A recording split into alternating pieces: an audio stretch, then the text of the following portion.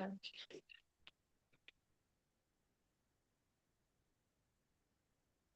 very good evening to one and all present here. Let me introduce myself. Myself, Raihana Tasmeen, Head of the Mental Health Subcommittee, also a pre-final year from Chengalpet Medical College.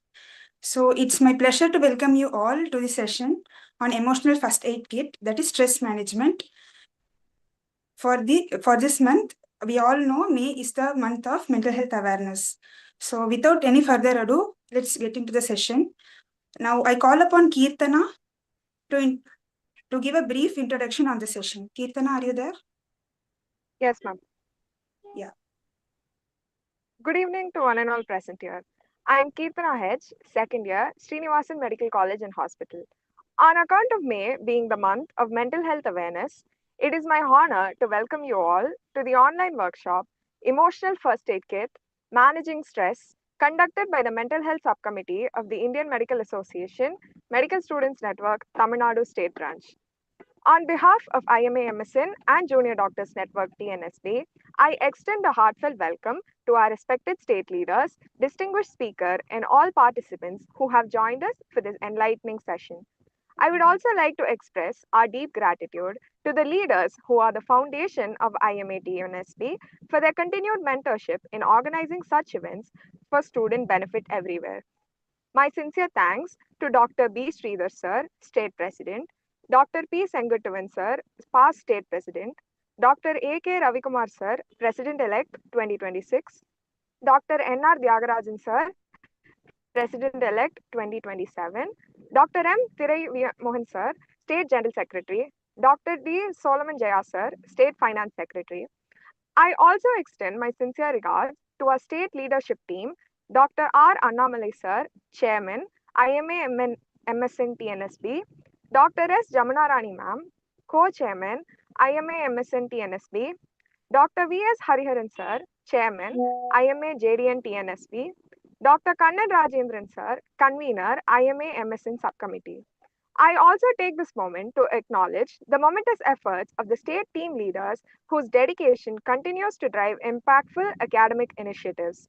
Arunagiri Sir, Convener, IMA-MSN TNSB, Ajay Karthik Sir, General Secretary, IMA-MSN TNSB, Balahariharan Sir, Co-Convener, IMA-MSN TNSB, and Hariram Sir, Co-Convener, IMA-MSN TNSB. So, mental health is a state of mental well being that enables people to cope with the stresses of life, realize their abilities, learn and work well, and contribute to their community. This is the definition given by the World Health Organization. It is an important skill affected by a multitude of factors on a daily basis.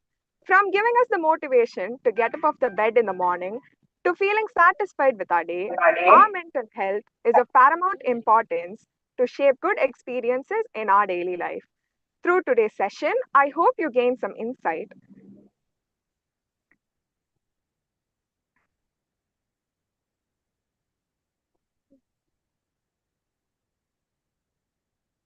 I hope you gain some insight into the inner workings of the most powerful weapon in our arsenal to improve daily lives.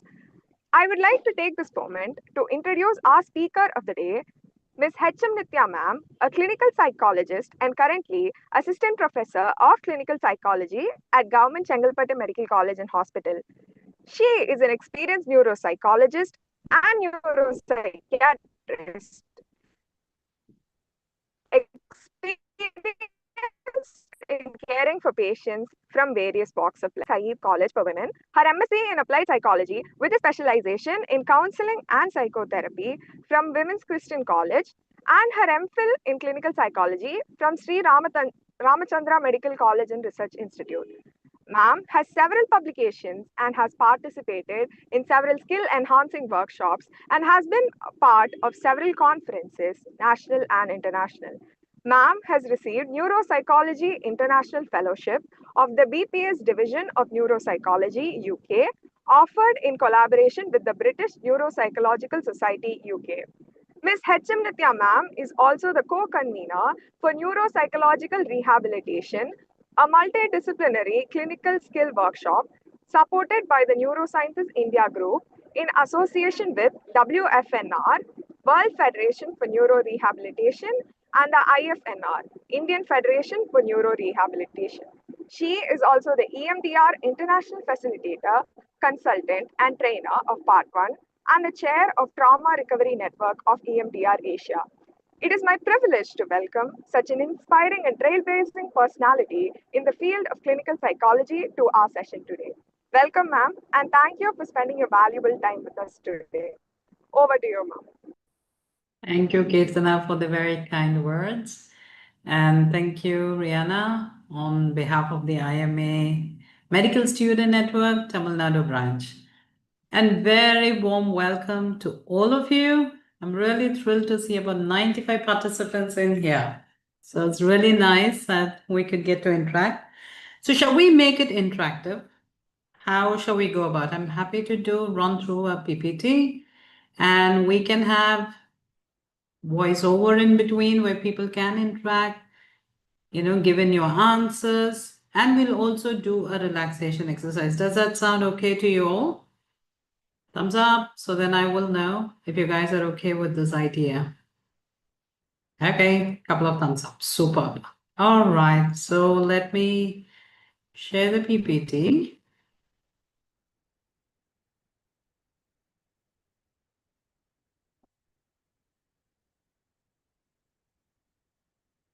Okay, so we're going to be looking at the emotional first aid kit, managing stress.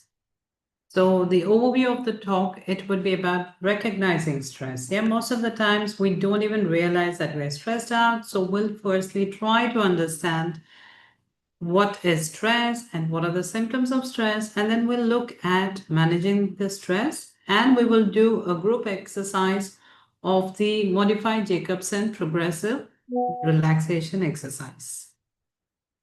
So what is stress? What do you think is stress?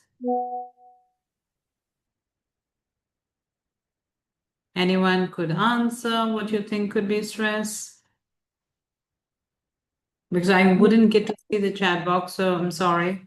So we'll have to talk. Yeah. Something that interferes with our day-to-day activities.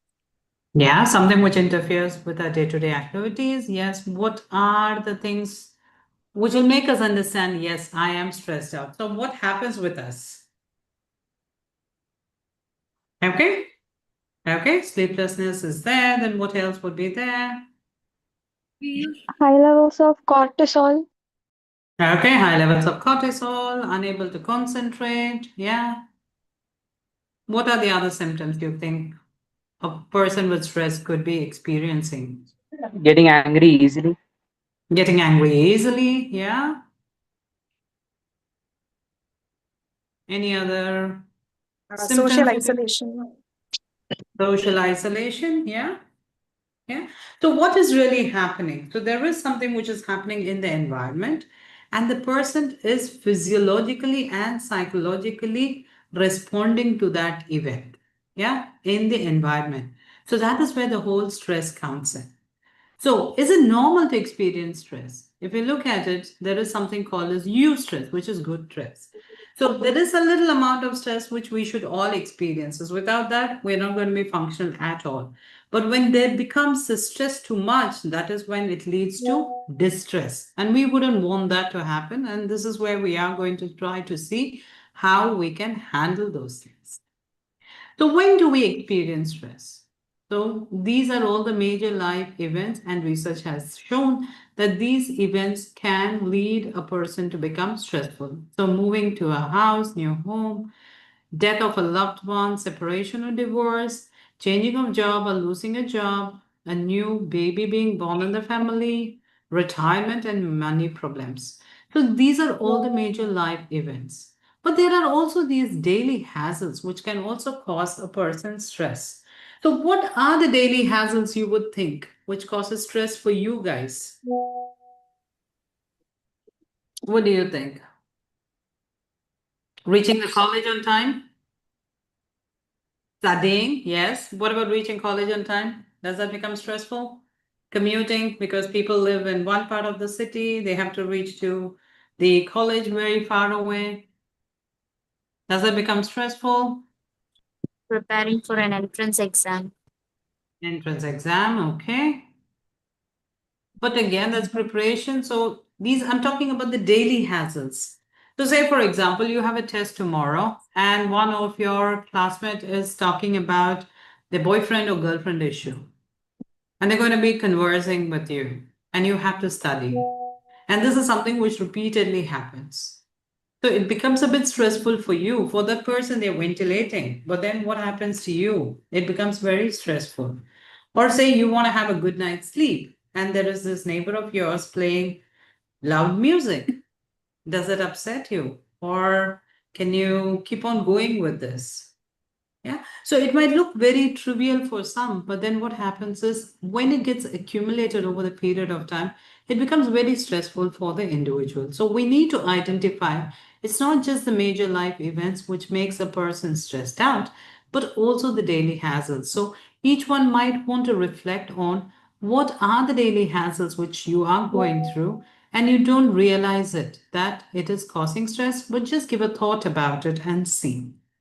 So again, how do you experience stress? So there is something stressful in the environment, then the sympathetic system kicks in, then there is this increased heart rate, muscle tension, blood pressure, and again the blood flows to the brain and muscles. There becomes a labored breathing, sweating, dilatation of pupils, and increased cortisol secretion. Then what happens? The body is ready for the fight or flight response, which you are all very familiar about. So again, Hans Seil, he is the one who is an expert in this stress field. And he's given this general adaptation syndrome and given three stages where he talks about alarm, resistance, and exhaustion. So in the alarm stage, the body is very prepared for the fight or flight. So you're all set to deal with it or run away from it, avoidance of it. But then there is also the stressor is still continuing there. Then you maintain a state of elevated preparation. The body is kind of always in the alert mode. And then what happens is because of that alert mode, you also end up with the exhaustion. So when the exhaustion does happen, what would it lead to?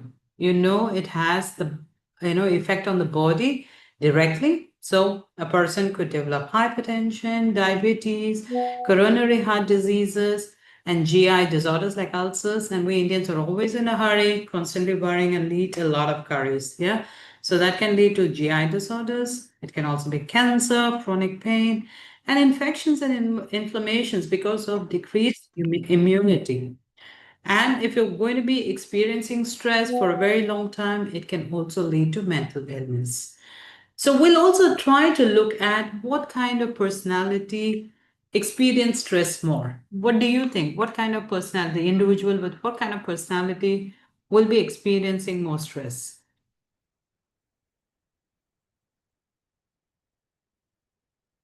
Who would experience more stress?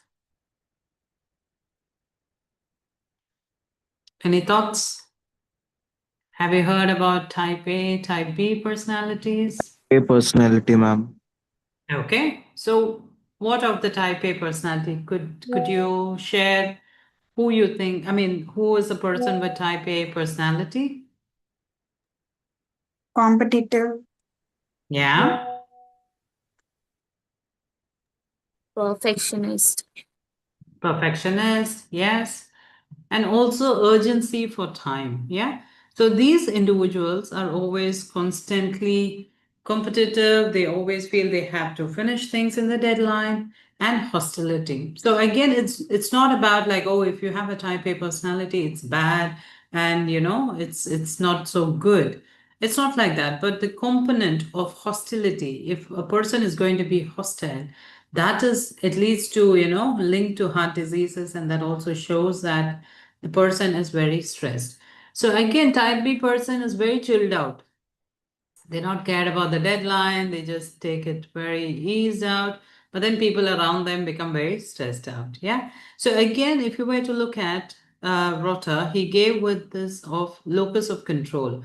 So he had spoken about individuals with internal locus of control. If you own up that, yes, I am responsible for whatever is happening around me, then these individuals are not impacted too much by stress. But if everyone is going to say, oh, nothing is in my hands, everything I do is not working out, or I tried this, but this is not working, they're not helping me. So what is that? That is external locus of control. They don't take the onus on them, and then they find everything very stressful and they're constantly in worry.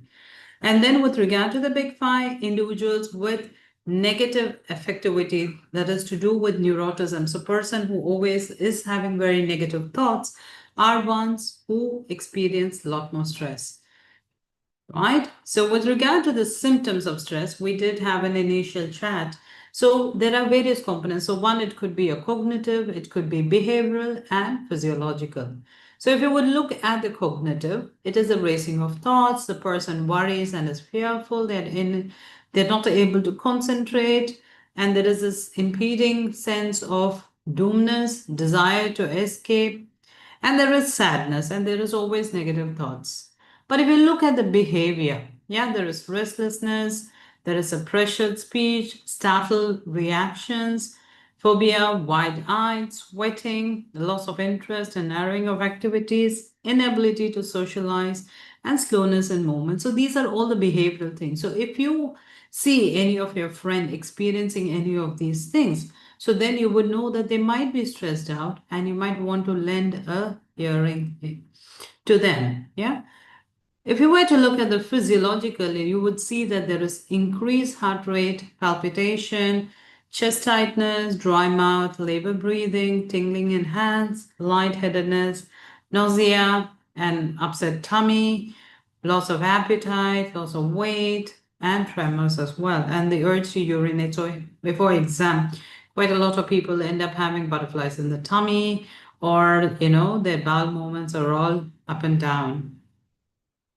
So how much of stress is normal? As we did talk about, yeah, we do need a little amount of stress. So if there is going to be too little stress, then the level of performance is also going to be pretty low. So if it's going to be excess stress, again, the performance is not going to be great. So we need to have the optimal stress, only then the individual will be able. So what are the challenges in college? So you're all in the medical college, so you think, oh, it's wonderful, I'm in here, and I'm in this particular medical college, so it's going to be the best time of my life. But then what happens?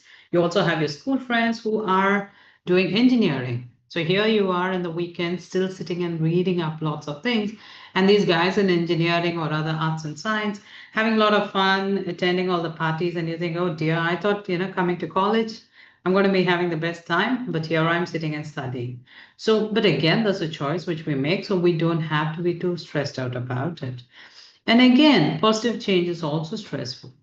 So there are a lot more greater academic demands. The terminologies which are used in your classes, it's like Greek and Latin, yeah? So these words, very fancy words, and also lots to read, unstructured time. So there are times where you would have sessions in the morning, a long break, and then a session in the evening. So hostelites, they don't have a problem. They can just get back to their room, have a little nap. But the day scholars are like hanging around, trying to see what they can do. And also they decrease adult availability. So there are people who might have moved into hostel from a different city. So again, the adult presence is going to be decreased. And then the sense of responsibility you need to own up. So that can also be some amount of stress for individuals. And being on your own in a new environment and changing relationship with family. So initially you might be very family bonded person, but then in due course of time, initially, it could be like, video calls and regular audio calls. In due course of time, it could be like you're connecting with them only weekly once. So for some, that can be a bit stressful. Yeah. And again, there are these choices which one is always battling in the colleges about alcohol and other drugs, whether to use or not to use. So we are not here to say yes or it's right or wrong, but again, the choices and how responsible and sensible an individual is with the choices. Again, the sexual identity, values, and practices people have varied thing, and this is still a taboo, which we don't talk about openly. But this is something which is also very challenging, and each individual goes through a lot of stuff. And again, about food, so you would have moved from a different part of the country, and then the food is very different. So you need to get used to that. And again, about the sleep, way little sleep, or sometimes, your sleep is quite disturbed because of your roommates. And again, balancing academic and extracurricular activities. And with again to the roommates, do you want to give in to the demands of your roommates? Sit with them all night, listen to their stories, or some would want to study, but you're not in a mood. So all those issues are also there with the roommates. And again, some of the common problems is about relationship problems. Having a boyfriend or girlfriend is also a problem sometimes. Sometimes not having also becomes a problem. So there are people dealing with lots with that. Again, there is depression, anxiety, eating disorders, substance abuse, and sleep problems. So now what I'd like you to do is, please take a little piece of paper, or in your phone, you can make a little note. So this is a student stress scale. I'd like you to just look at these various events. In case if you have gone through any of it in the last 12 months, please write down the number related to that event. Say, for example, you've had a death of a close family member. So write 100 next to it. And say you have had trouble with parents, which is the 15th item. So you would put in 39 there. So can you just please run through all these events and see if any of this has happened in the last 12 months, and corresponding point, you just make a note. So you can just write 100, say 9:45. So you can do that. Yeah. So take a little time. We'll spend about, say, 3 minutes on it. And if we are done, then we can go to the next slide. So just look at it. Is there a death of a close family member? It'll be 100. Death of a close friend, 73. Divorce between parents, 65. Jail term, 63. Major personal injury or illness, 63. Marriage, 58. Firing from a job, 50. Failure of an important course, 47. Change in health of a family member, 45. Pregnancy, 45. Sex problem, 44. Serious argument with school friend, 40. Change in financial status, 39. Change of major, 39. Trouble with parents, 39. New girlfriend or boyfriend, 37. Increase in workload at school, that is college, 37. Outstanding personal achievement, 36. First quarter semester in college, 36. Change in living conditions, 31. Serious argument with an instructor, 30. Lower grades than expected, 29. Change in sleeping habits, 29. Change in social activities, 29. Change in eating habits, 28. Chronic car trouble, 26. Change in number of family gatherings, 26. Too many missed classes, 25.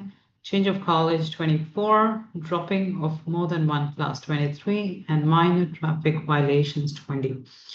So if you have noted it down, can you just please add it up?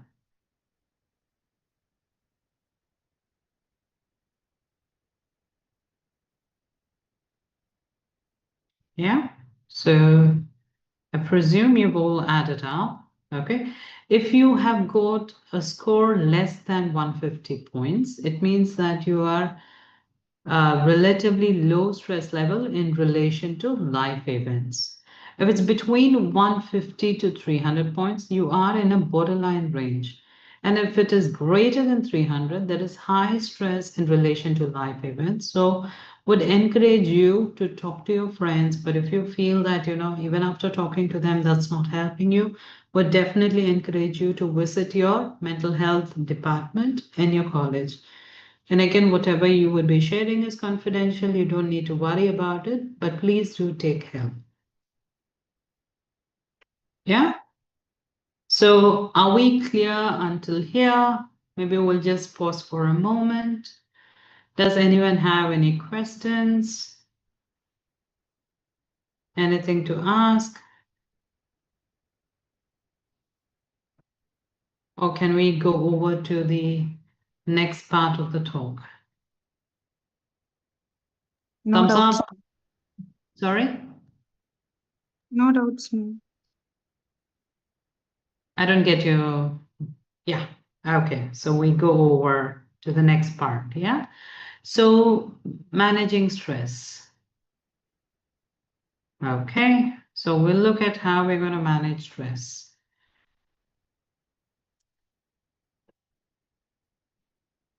Okay. So if you cannot modify the situation, please modify your expectations. We can't be changing the environment around us, but definitely what we expect of the environment, we can always modify, and that'll make us more realistic and will help us to deal with the situation better.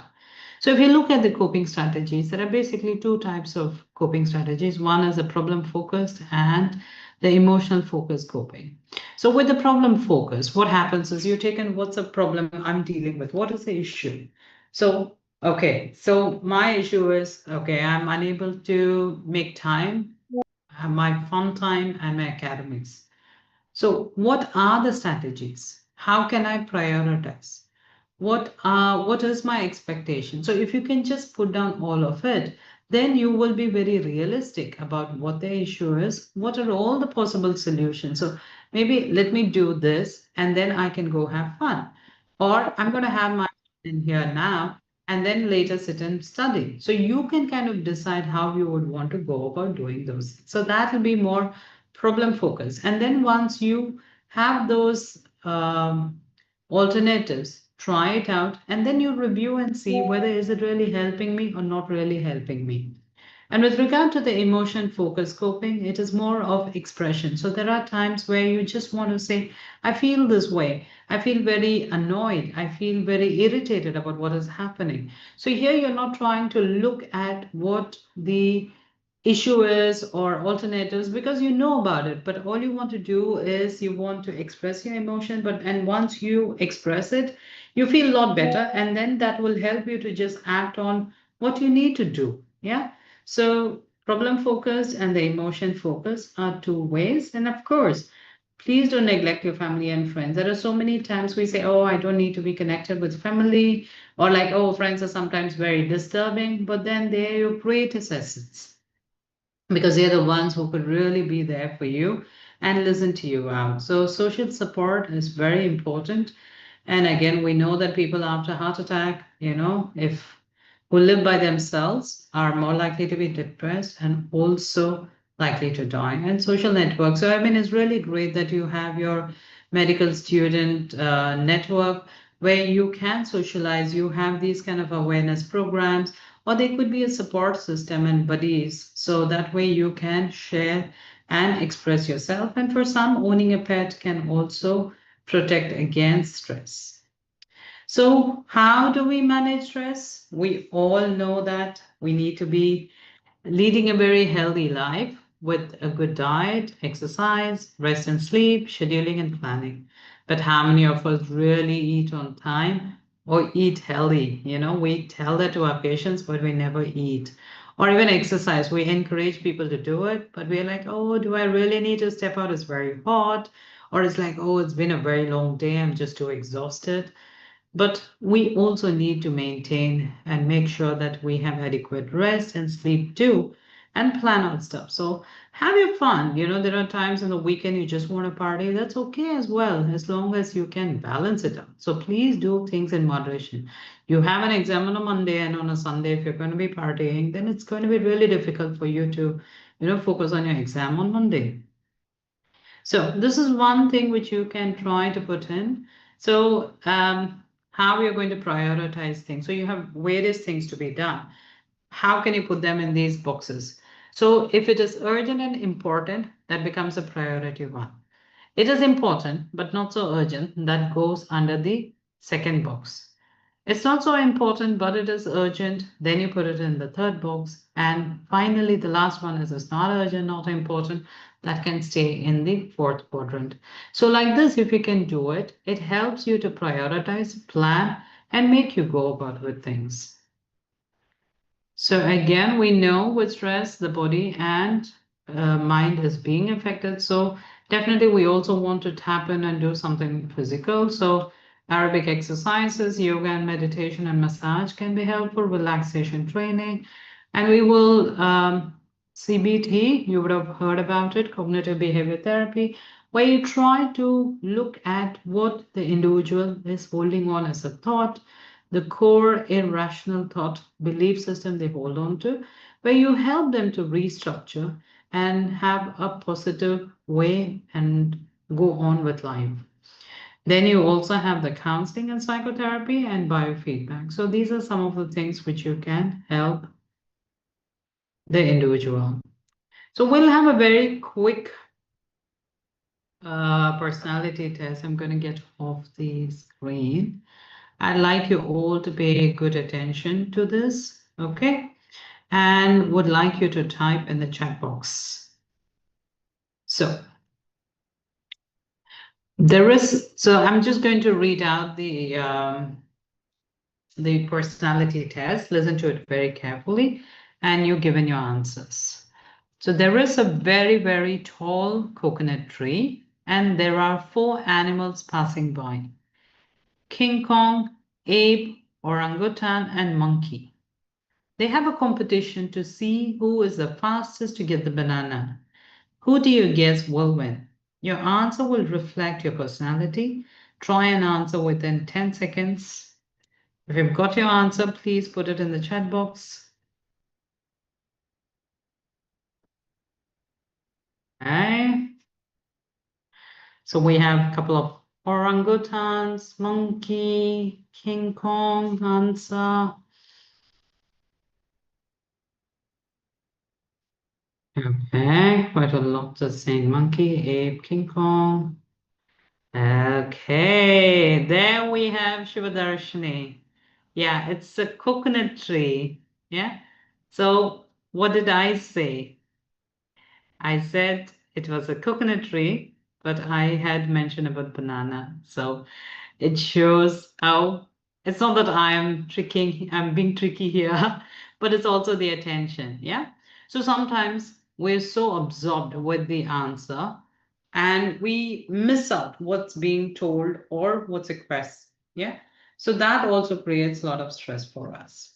So, but I'm very glad a couple of people have picked it up and said it's a coconut tree. I'm really glad you did that.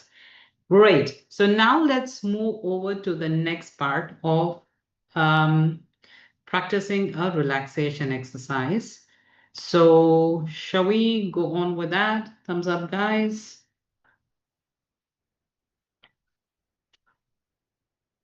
Yep. All right. Okay. So what I would request you to do is, so wherever you are, please sit comfortably. All right. So we will be doing JPMR, Jacobson Deep Muscle Relaxation Exercise. So here, what we would be doing is tensing and relaxing the different sets of muscles in your body. I'll just guide you through it. Just go through it. If you have any medical conditions which you think might interfere, please don't do any. Also, if you've had any surgeries or hurt yourself, any fractures, don't push yourself too much. If certain part of your muscle is hurting, don't push it. So please sit comfortably, close your eyes, and notice the different sets of muscles in your body. See how your face is, neck, shoulders, arms, chest, stomach, thighs, and legs. Just notice.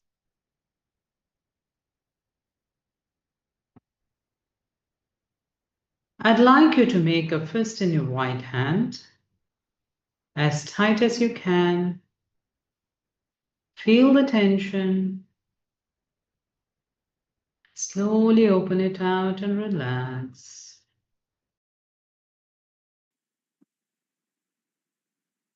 Do it one more time.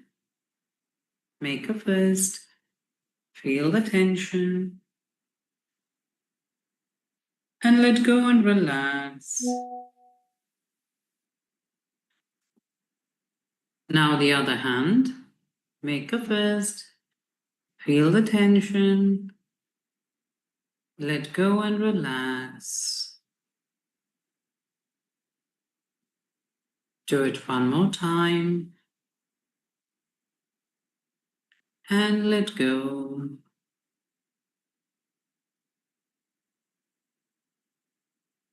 Now please make a fist in both the hands, as tight as you can. Let go and relax.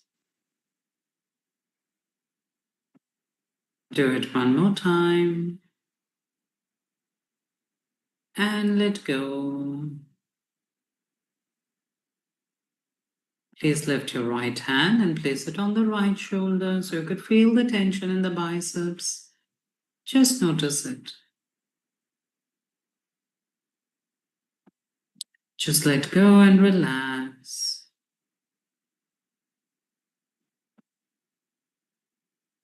Do it one more time. And let go. Now the other hand. Place it on the respective shoulder. Let go and relax. Do it one more time. And let go.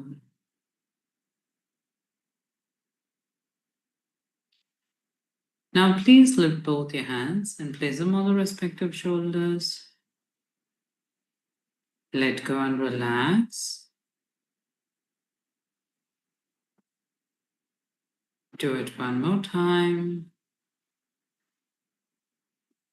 And let go.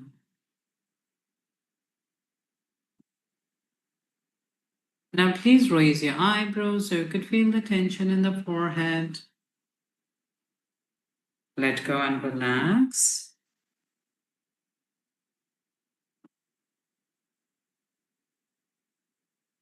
Do it one more time. And let go. Now close your eyes really tight. Let go and relax. Do it one more time. And let go.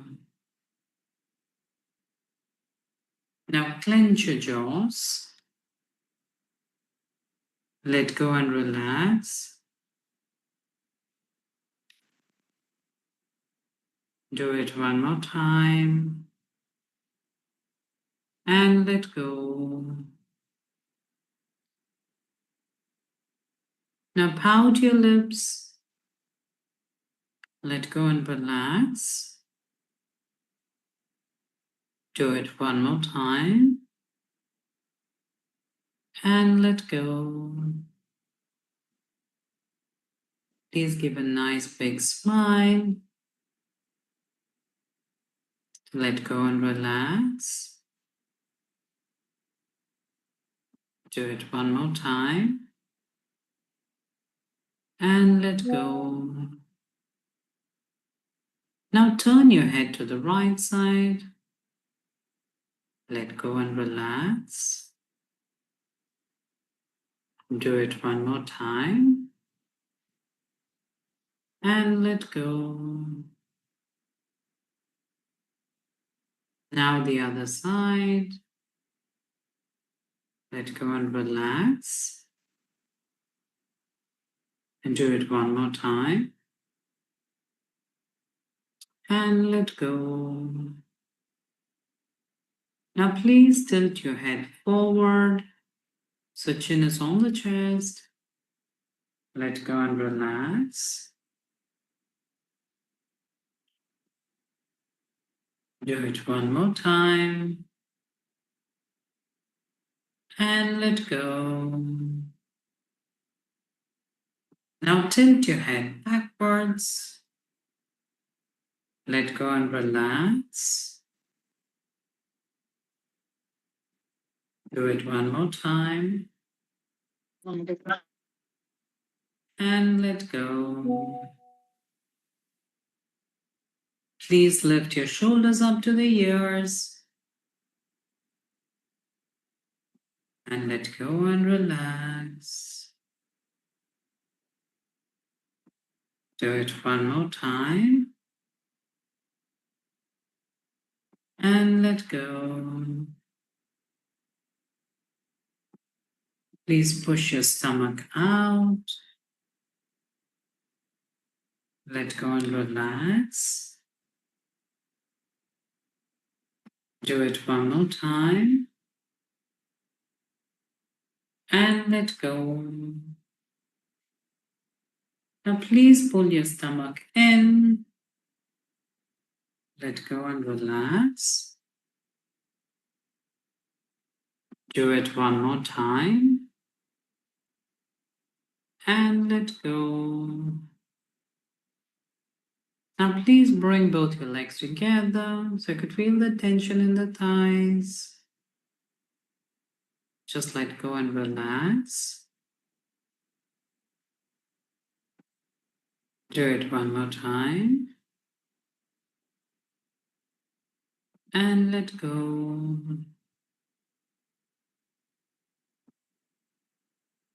And bring your thighs together once again. And curl your toes upward. Let go and relax. Do it one more time. And let go.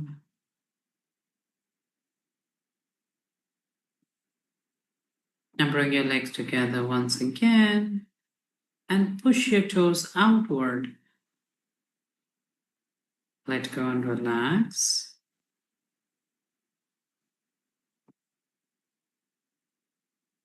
Do it one more time. And let go. Now I'd like you to take some deep breaths. Breathe in and out. Breathe in and out. Breathe in and out. And now one nice long deep breathe in and out. And now breathe normally and think of a beautiful scenery where it is just you and the nature. It could be the beautiful garden, the mountains, the beaches. You're just one with the nature. This place gives you calmness, peace, and tranquility. You can add color to it if you want to, sound to it, get to feel it, touch it. You're just one with the nature. Just let go of all the tension, worries, anger, stress, negative emotions, thoughts, everything out of your system. Just let go.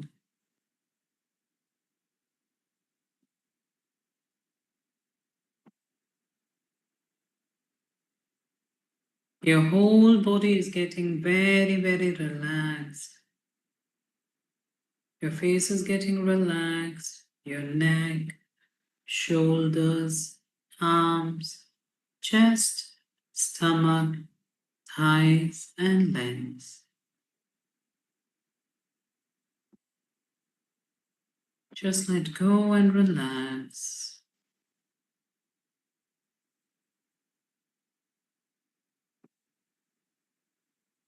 And when you feel ready, at the count of 1, I'd like you to slowly open your eyes. 3, 2, and 1.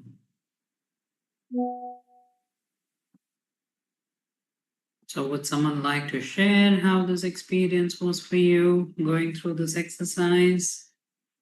You can either talk or leave a chat message. Peaceful. Thank you, Priya. Any other experiences which people would like to share? Calming. Thank you. Muhas. Relaxing. Real me. So this is something, peace of mind. Thank you, Lena. So this is something which you can practice at home. I'll just guide you through the steps one more time. So you can do this. Once you wake up in the morning, just do this and get going for the day. So once you're relaxed, then you are more open and you respond to things rather than being reactive to things. So what happens is most of the times when we are stressed out, we are very reactive. So something happening around us and then we're like, knee-jerk reaction. But once you're in a calm mind, then you are able to respond to it. And that way you are able to deal with the situation better. So just quickly, I'll run through it. The right hand, the left hand, both hands together, right, left, both together. Yeah, everything twice. So once we're done with the hands, just remember we go over to the face, your eyebrows, your eyes, clenching of jaws, pouting of lips, smile. Then comes the neck, right, left, down, up. Then your shoulders, stomach out, stomach in. Then your thighs together, toes up, thighs together, toes down. That couple of deep breaths, and I'd like you to visualize the same imagery. The reason why I wanted you to visualize is that once your body is calm and you create a picture and you're associating with that picture. So whenever you've made that association, at least do it for 3 weeks. Then there is something stressful happening around you. Just visualize that image and then automatically your body calms down. So that's the reason why I want you to create that scenery. So please do create that and make sure it's the same picture, right? So with this, let's finish our talk, but I'm happy to take in any questions if anyone has any. So thank you all. I'm happy with the participation as well. I appreciate it. Thank you so much, ma'am. Thank you, Ryan. Participants, if you have any questions related to mental health, ma'am will be happy to clarify it for you. Any questions, just put it in the chat box.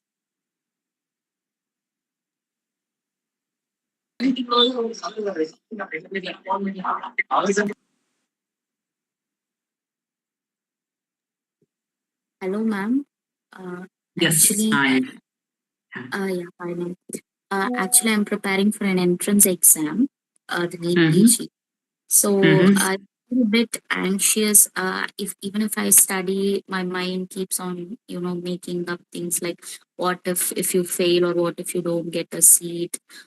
So how to overcome such thoughts and really to concentrate on the things which I can do and I have it in my hand. Yeah. So yes, I mean it is very stressful period, especially for the PG preparation time. Yeah, most of the time because you're like, okay, I'm done with the UG, so it's all okay. But then towards the end of the UG, it's like, oh dear, what about the PG? So the fear and the anxiety sets in already.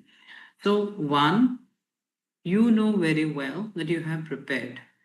But there are times that our mind acts upon us and kind of pulls us down and harps on all the negative aspects about us.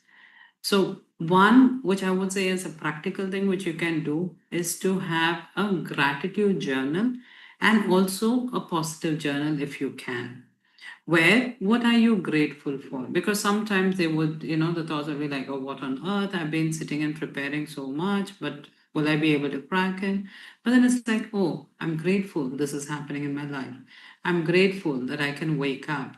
I can see, I can hear, I can talk. So those are the things. And again, side by side, please have a proper schedule of your reading time and also a little time for yourself, because there are times you're constantly sitting and reading and reading. After a point, your mind is blanking out. You also need some sleep. And also, are you eating adequately? We just take it for granted. We think, oh, that's okay. I can eat later. I can sleep later. But just make sure that all this is also in place. And then you have a very realistic schedule of sitting and studying. Because however much you keep on studying, you feel like it's never good enough. I should have studied more. I should have caught up here, there. That is constantly going to happen. But be realistic. And if you think, just you sitting alone and studying is not going to be too helpful, you can also have a little buddy study group. If you think that helps, you can try doing that. I hope that helps you with the question. Yeah, Yeah, yes, ma'am. Thank you, ma'am. most welcome. Yeah. So we have Good evening, someone. ma'am. Yes. Yes, Sarge. Good evening, ma'am. I'm Good Surgeon Lieutenant evening. Sujit Vardhan. Yes. Yes, ma'am. I'm currently working in the Indian Navy as medical officer. So I Wonderful. just wanted to ask a very, very important and personal question that I have, ma'am. I have undergone a lot of narcissistic abuse by my mother, and it took Mm. me a lot of time and a lot of therapy. In fact, it's been 2 years of continuous therapy and taking therapy from trauma informed person to finally realize that she is having this issue. And Yeah. so I would like to know, so I've been following this gray rocking method and all, but Mm-hmm. it's very, very difficult and very, very hard to unwind from years of abuse. That is, body has become like kind of conditioned to that, it's used to that. So lack of self respect, lack of lot of self doubts, but despite that I'm trying to just focus on myself. Very recently I started focusing on myself. Otherwise everything was about my mother, everything around her was what mattered more in the family dynamics. So I would like to have some clarity on how to cope up with active abuse and how to cope up when the abuse is not active, that is due to our conditioning. Thank you, ma'am. Thank you, Dr. Sujit. Yeah. I'm firstly very sorry to hear that you have gone through that, but I'm happy that you have realized what the issue is and the issues with mom. So most of the times we don't even realize where it's coming up from, and we're constantly going through it. And as you did mention, you are undergoing psychotherapy, which is also a very positive sign. Definitely a trauma-informed psychotherapy will help you. I would also recommend EMDR, which is eye movement desensitization and reprocessing, which deals with trauma, especially childhood trauma, which you have gone through. Yeah. So we are who we are because of our past. So the past is the present. So the life experiences which you have gone through has made you the person who you are right now. So that is where this whole self-doubt and this own conflict we are going through. So definitely psychotherapy would be helpful. Please do continue with that, and also drawing up boundaries, because a person with personality disorder firstly doesn't even realize that they have any issues, and they think people around them are the issues. And they think I'm absolutely fine and I'm doing this all for your good. Why are you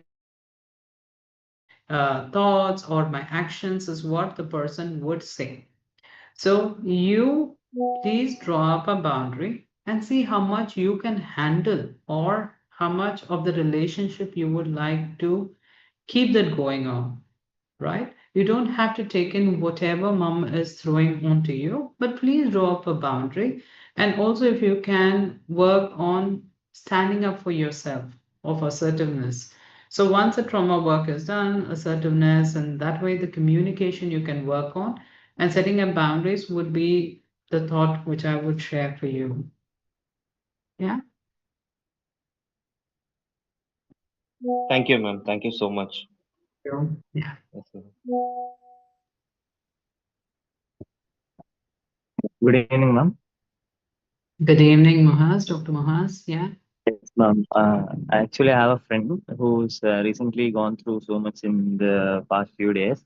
like her family issues have come, and she was in her final year preparing for her exams, and she had to cope up with her exams, as well as she had to take care of her parents, as they had a major medical process going on, and financially too she was responsible, as her sisters were one sister was married and other was in abroad.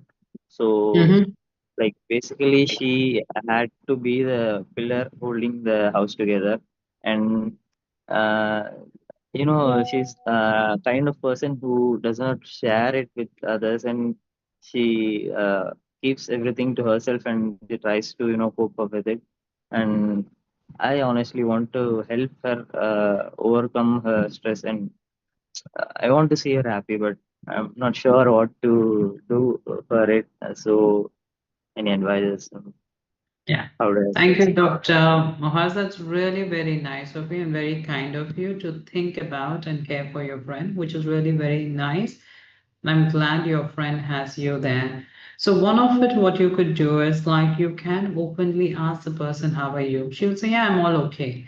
But then you can also tell her, well, I'm very aware that your parents are going through this. It's going to be a lot difficult. And is there any way I can be of any help to you? Just put a very open statement to her, and then she might open up, or sometimes she just say, oh, you know what, thank you so much, but I'll get back to you if there is a need be. So if she's not opening up and then you see her deteriorating, she's not taking care of herself, her self-care is kind of going down, please do check on her once again.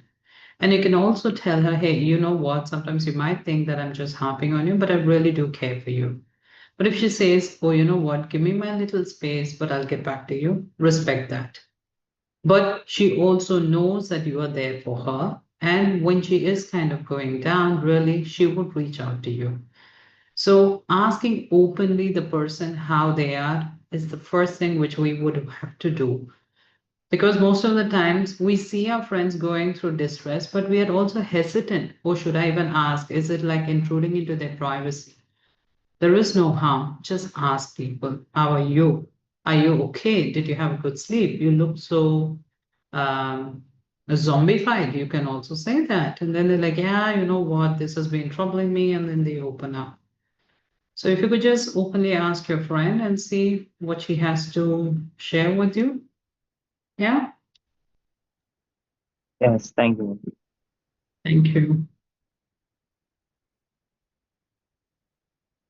Ma'am, Yes, Dr. Sujat. Yeah. yes, ma'am, really sorry for a follow-up question on my topic, ma'am. I've been recently educating myself on narcissism and narcissistic family dynamics since the last Mhm. 2 years. So I was going through a lot of these terminologies that are golden child, enabler, scapegoat, and Yeah. are these all psychologically recognized terminologies, or these are coined for better understanding, ma'am? Okay, so again, it depends on what's the material you're reading up, and again, it depends on what kind of psychotherapy one is going through. So there is this IFS, then there is inner child work, there is again EMDR, which I mentioned about, and then compassionate therapy, ACT. So there are various psychotherapeutic orientation to help individual deal with trauma. So based on what orientation one is exploring with their psychotherapy, those terminologies would be used. So again, you can use these things more for understanding of what is happening with you, and you can always explore with your therapist of these terminologies and what it means in your life, depending on the psychotherapeutic orientation you're undergoing. Yeah, because a lot of pop psychology is also there. People make up their own terminologies. As long as it makes meaning for you, you can hold on. But there is nothing like, oh, this is how it has to go on. Okay, ma'am. Thank you so much, ma'am. Yeah, most welcome. Ma'am, we have few questions in the chat box. Yeah. Yashwanta Yelmala is asking, ma'am, how can one deal with insomnia? Yeah. With regard to insomnia, So it depends on what is the reason for the insomnia. So maybe we need to first understand what is it that is making the person not able to sleep. Is it because they are having too many negative thoughts or something happening in their life? So it is quite, again, it is one of the symptoms, but we really need to know what is the cause for it. And once we try to understand the cause for it, then we can come up with a solution. So sometimes it could be very simple thing. This person is just drinking way too much of coffee, and then they're just quite active and they find it very difficult to sleep. So, or they could be going through so much in their life. They had a breakup or there is some family dynamics issue. So that is something which is stressing them and they're thinking about it and they're unable to sleep. So getting to know the cause for it will help us to deal with it. Yeah. Yeah. So the next question, how to handle pressure during exams and during preparations. We had a little chat about the preparation, Kirtana. So again, pressure during exams. So most of the time, a lot of people, what they do is just cram up things just before the exam. So that is something to be avoided because we think, oh, you know what, let me sit all through the night, just read up stuff, and then go sit there in the exam hall. But then what happens? You blank out. Again, I know I'm just harping a lot on the sleep, but it makes a huge impact if you had a good night's sleep before your exam. So it's not that you're going to prepare everything just in the last minute, just go out there and throw out stuff. Yeah, but it's also how you give the outcome. So eating and sleeping is very important. And again, preparing beforehand will be definitely helpful. And again, it is not the end of the world if we are not doing so well in the exam. I'm not saying be lackadaisical and just be indifferent towards it. But what happens is we build in so much of pressure. You're like all, see, you've all worked so hard. That's why you are in a medical college. Then what happens is you keep on pushing it, pushing. And to the extent that it is like, oh, I can't handle it anymore. So trust me, the marks are not going to really play a huge role. But of course, for getting into the program, that is different. But the thing is like how you are as a person. You're pushing yourself doing so well in the exam, but you just break down. Then how is that really going to help you in the life? So give a thought about it. Preparation in a very scheduled manner will be helpful. Yeah. Hope that helps you. Kirtana. Yeah.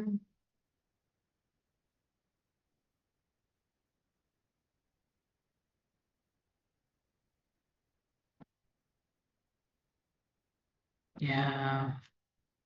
So Shashita, you can drop in an email. My email ID is nithyahm@gmail.com and I can help you, or you can ask Rihanna. She'll help you out with that. And you're welcome to come to our Chengalpet Government Hospital. Monday to Saturday, I'm available. Yeah. So Monday to Saturday, I'm available. So you're most welcome to come there. Yeah. How to deal when we are in a toxic relationship for past 7 years and now in a breakup phase. Yes, that's a lot to deal with because one has been in this relationship for so long and again break up. It depends on what one is going through. Is it anger towards a partner or anger towards ourselves?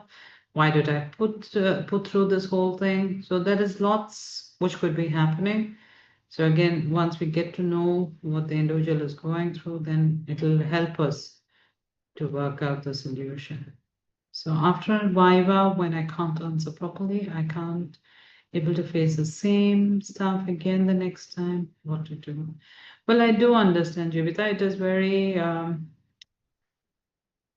it can appear embarrassing, but trust me, the thing is like you are in a learning phase. And this is a phase where you're training to be a physician. So it is okay. It's not that you need to know the answer.